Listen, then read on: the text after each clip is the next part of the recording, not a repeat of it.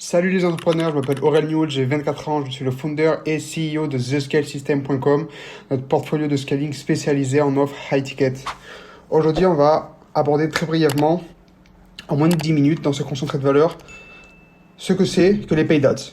Alors, on va commencer déjà par un gros disclaimer. Je vous arrête tout de suite. Vos paid ads ne serviront à rien sur une audience froide. Privilégiez d'abord une croissance organique, ayez une audience qualifiée, même minuscule, avant de déployer du budget en paid ads. Pourquoi? Parce que vos paid ads, ça va vous servir à faire des CTA très agressifs. Et des CTA très agressifs sur une audience qui ne vous connaît pas, vous voyez d'un coup une pub d'une personne qui vous dit « fais ci, fais ça, achète ci, achète ça, achète ci, achète ça, je fais ci, je fais ça », ça va pas vous plaire, vous allez swipe away. Donc, ce que vous voulez faire plus tard, c'est du retargeting sur votre audience chaude, même si vous avez que quelques dizaines de followers ou quelques centaines de followers. Si c'est une audience très qualifiée, vos paid ads seront vus par cette audience-là, par vos followers, et il y aura un retour sur investissement beaucoup plus intéressant que sur une audience froide. Les paid ads, c'est à croissance linéaire. C'est aussi quelque chose d'optionnel. Parce que d'abord, vous pouvez monétiser des offres high ticket avec très peu d'audience. Il vous suffit d'une audience très qualifiée, une petite audience. Moi, j'ai une petite audience, et pour ça, j'arrive à faire plusieurs dizaines de milliers d'euros par mois avec mon accompagnement TheScale System. Les paid ads, c'est quelque chose de linéaire parce que X égale Y. Si vous arrêtez X, vous n'aurez plus d'Y. Tout simplement, dans des termes plus français, si vous arrêtez de mettre du budget en paid ads, au moment où vous arrêtez, vous faites stop, ou vous n'avez plus de budget, ça s'arrête net. C'est pas comme de l'organique, ou même si vous arrêtez de poster pendant une semaine, vous continuerez à prendre des vues, à faire du trafic qui va s'estomper avec le temps, oui, pour de l'organique, mais c'est quelque chose qui va continuer même si vous arrêtez l'input. En paid ads, tout comme le outreach, si vous arrêtez l'input, vous n'aurez plus d'output. En paid ads, le tracking is king, more than ever, plus que jamais. Il faut savoir traquer. Vous ne pouvez pas scaler ce que vous ne pouvez pas traquer. Par définition, c'est exactement ça. J'ai mis une petite étoile. Si le tracking c'est king, le A/B testing c'est la queen. Pour pouvoir faire un bon A/B testing ou split testing, moi perso je préfère dire A/B testing, c'est la même chose. Split tester, A/B tester, c'est la même chose. C'est prendre une version A, une version B légèrement différente, vous changez une seule chose et vous comparez les résultats. Mais pour pouvoir faire ça, lorsque vous essayez quelque chose A avec quelque chose B, pour savoir laquelle des deux est la meilleure, il faut pouvoir traquer. Il faut pouvoir traquer tous les datas, il faut pouvoir traquer le retour sur investissement que ça vous offre. Qu'est-ce que vous voulez traquer? Principalement, c'est la base, hein. CTR, CPC, Opt-in Ratio, ROAS. CTR, c'est le click-through rate, le nombre de clics que vous avez divisé par le nombre d'impressions. CPC, c'est votre coût par clic, donc notamment le coût que ça vous coûte pour avoir un seul clic.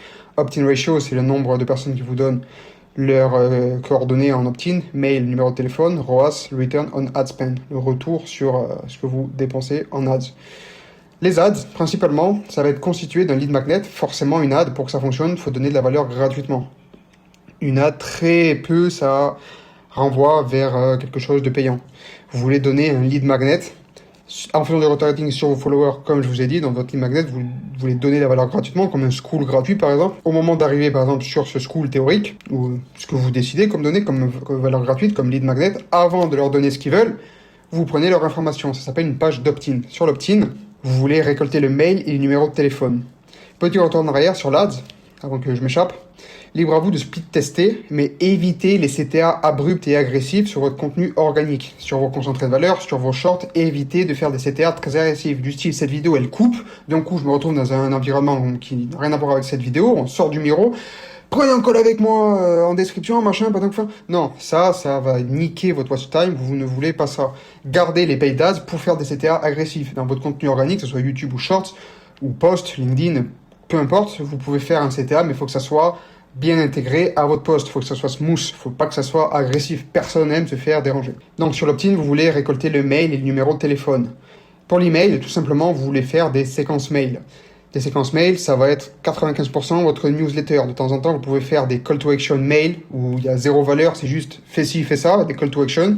95% de vos mails, ça va être une newsletter avec des free tips, avec de la valeur gratuitement. À la fin de chaque mail, même dans votre newsletter pure valeur, vous débitez de la valeur par seconde, peu importe le format des newsletters que vous faites, vous pouvez toujours mettre un lien YouTube, un lien ça ne mange pas de pain avec au fait abonne-toi à ma chaîne YouTube si t'es pas abonné, c'est gratuit, il y a plein de valeurs. Comme je l'ai dit à chaque fois, petite étoile sur YouTube, vous voulez gagner un maximum d'audience qualifiée sur YouTube, vous voulez tout rediriger sur YouTube, personne va acheter votre offre payante en high ticket. Déjà d'une, si vous n'êtes pas capable de résoudre gratuitement le problème de votre audience, et de deux, si votre audience ne vous connaît pas, ne vous aime pas et n'a pas confiance en vous. YouTube, ça a un format long, et le format long, ça fait que votre audience vous aime bien, vous connaissent bien et aient confiance en vous. Maintenant qu'on a parlé du mail, on va arriver avec le numéro de téléphone. Basiquement, qu'est-ce qui va se passer? Eh bien, vous allez avoir un setter qui va débouler sur WhatsApp Business Verified. C'est important, ça coûte entre 16 et 50 euros par mois selon le nombre de comptes que vous avez. Ça vaut le coup d'investir dans ces quelques dizaines d'euros par mois pour avoir une pastille bleue sur WhatsApp. Ça va augmenter drastiquement votre taux de réponse. Avant de rentrer dans une phase de setting, vous voulez vous assurer que votre lead soit qualifié déjà de 1 et de 2, qu'il soit abonné à votre chaîne YouTube. Je ne le répéterai jamais assez. À chaque fois que vous le pouvez, ramenez toutes les personnes que vous pouvez individuellement sur YouTube. Par WhatsApp, ce que vous voulez, c'est avoir une conversation human to human. Je suis un humain qui m'adresse à un humain. Vous êtes des êtres humains qui m'écoutent moi, un être humain. Un être humain, ça achète, d'autant plus une offre high ticket à plusieurs milliers d'euros, ça achète à d'autres êtres humains. Vous voulez aider sincèrement votre prospect, l'aider sincèrement, l'aider gratuitement pour ensuite pouvoir espérer booker un call et vendre votre offre payante. Après la opt-in, vous pouvez toujours avoir une VSL. Donc les VSL, pour ceux qui ne savent pas, c'est une vidéo sales letter. Basiquement, si vous faites du B2B, c'est une vidéo qui va expliquer qui vous êtes. Vous allez dire une dernière fois que vous êtes la meilleure personne pour aider votre audience. Et évidemment, vous allez appuyer ça avec des preuves concrètes. Dans une VSL, il faut toujours vous répondre à la question que votre prospect peut se faire. Et surtout, c'est normal, le what's in for me. Pourquoi est-ce qu'il regarderait cette VSL? Pourquoi est-ce qu'il ferait ce que vous lui dites de faire dans la VSL? Ce qui est généralement de booker un call sur iClose. Vous arrivez avec des preuves concrètes, vous lui faites comprendre que vous êtes la meilleure option et la meilleure solution sur le marché pour résoudre leurs problèmes. Basiquement, la VSL, vous allez appuyer une dernière fois sur ce point pour le faire booker un call sans friction juste après. Pendant le call, eh bien, il va y avoir deux résultantes. Soit vous closez le call. D'ailleurs, j'ai fait un concentré de valeur comme celui-ci sur le closing, notre stratégie de closing qui nous apporte 43% de taux de closing. Là, ça a baissé un peu parce qu'on a un peu moins de friction, on a un petit peu moins d'audience qualifiée. Donc là, on est aux alentours de 28%. Mais passé un temps, on était à 43% de closing. Deuxième résultante, vous n'allez pas closer le call, et dans ce cas, ce que vous voulez faire, c'est renvoyer vers un maximum de concentré de valeur pour résoudre des problèmes spécifiques qui a été annoncé pendant l'appel. Votre closer, vous pouvez utiliser Fathom aussi, je vais le marquer juste ici. Lors de l'appel de closing, peu importe que vous closez ou pas, vous voulez toujours utiliser Fathom. Fathom, c'est un software IA qui va prendre des notes ultra précises de ce qui se déroule. Le closer a dit ceci, le prospect a dit cela, et ça va vous faire un résumé ultra détaillé de 30, 40, 50 minutes du call que vous aurez. Ça va vous faire un résumé ultra détaillé, c'est un no-brainer. Fathom, c'est de l'IA, il faut utiliser l'IA du mieux possible. Even là, Fathom, c'est un software non négligeable dans le high ticket. Donc je vous recommande fortement, si vous ne savez pas ce que c'est déjà, de vous renseigner sur Fathom et que de commencer à l'utiliser. C'est quelque chose que vous pouvez commencer à utiliser dès à présent, utilisez Fathom. Ça va vous simplifier la vie et surtout, vous aurez plus de data, plus facile à traquer, plus facile à comprendre pourquoi vous closez l'école, pourquoi vous ne closez pas l'école. Avec le temps, vous allez voir qu'il y aura des patterns qui vont se répéter, d'autant pour l'école closée, d'autant pour l'école que vous ne closez pas, vous commencerez à comprendre pourquoi vous faites bien les choses et pourquoi vous faites mal les choses. Donc si le call est non closé, renvoyez sur les concentrés de valeur qui vont résoudre les problèmes qui vous ont cités pendant le call. Et vous voulez aussi balancer sur votre chaîne YouTube témoignages. C'est quelque chose que j'ai déjà dit, je vais le répéter. Tout business en ligne, en high ticket, doit avoir 3 chaînes YouTube. Une chaîne YouTube concentrée de valeur, débitée de la valeur par seconde. Vous ne voulez rien retenir, donnez toute l'information gratuitement, vous vendrez l'implémentation dans le business de vos clients.